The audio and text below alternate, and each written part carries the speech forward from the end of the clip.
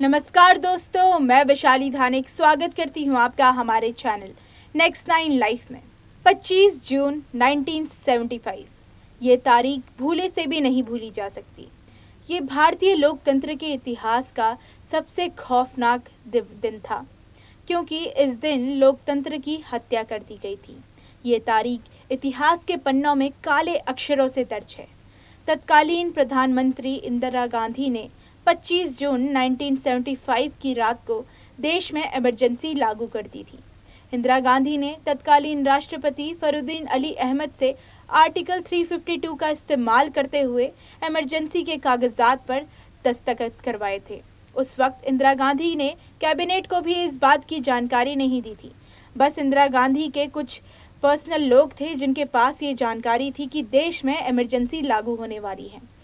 पत्रकार स्वर्गीय कुलदीप नैयर ने अपनी किताब एक जिंदगी काफ़ी नहीं में तत्कालीन इंदिरा गांधी द्वारा लगाए गए रेडियो के माध्यम से इमरजेंसी डिक्लेयर करने की घोषणा के बारे में एक जानकारी दी है। हालांकि उन्होंने अपनी इमरजेंसी को लेकर एक अलग किताब भी लिखी है। खैर, वापस स्टोरी पर आते हैं। इंदिरा गांधी ने 22 जून को ही इमरजेंसी डिक्लेयर करने की योजना बना ली थी। इस बीच इंदिरा गांधी ने राष्ट्रपति फरुद्दीन अली अहमद को एक पत्र भी लिखा था। उन्होंने पत्र में लिखा था कि वो कैबिनेट से बात करने की इच्छुक थी, लेकिन उस रात ये संभव नहीं हो पाया था।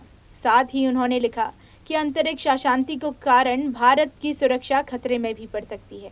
एक झटके में देशवासियों के सारे अधिकार छीन लिए गए और एक व्यक्ति का शासन देश में लागू हो चुका था। वो जिसे चाहे गिरफ्तार कर रहे थे।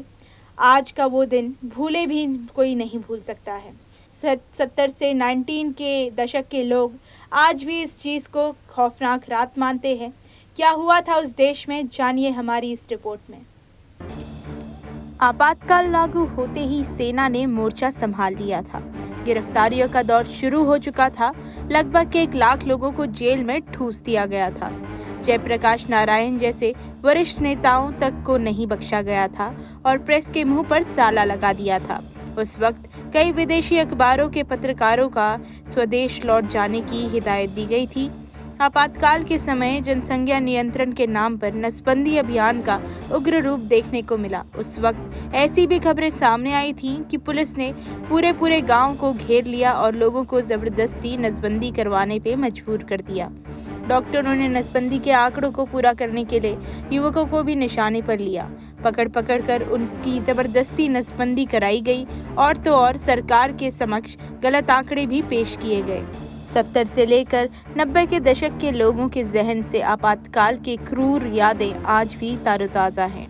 50 लाख से ज्यादा लोगों की जबरदस्ती नसबंदी कराई गई थी। जबरदस्ती नसबंदी कराने की वजह से 2000 से भी ज्यादा लोगों की मृत्यु हो गई। नसबंदी कराने वालों को 75 रुपीज एक दिन की छुट्टी और एक डिब्बा देसी घी का दिया जाता था। संजय गांधी ने मुख्यमंत्रियों को नसबंदी अभियान को सख्ती से लागू करने का हिदायत दी थी। हरियाणा में तो 3 सप्ताह के अंदर ही 60 से भी ज्यादा हजार लोगों की नसबंदियां की गई थी।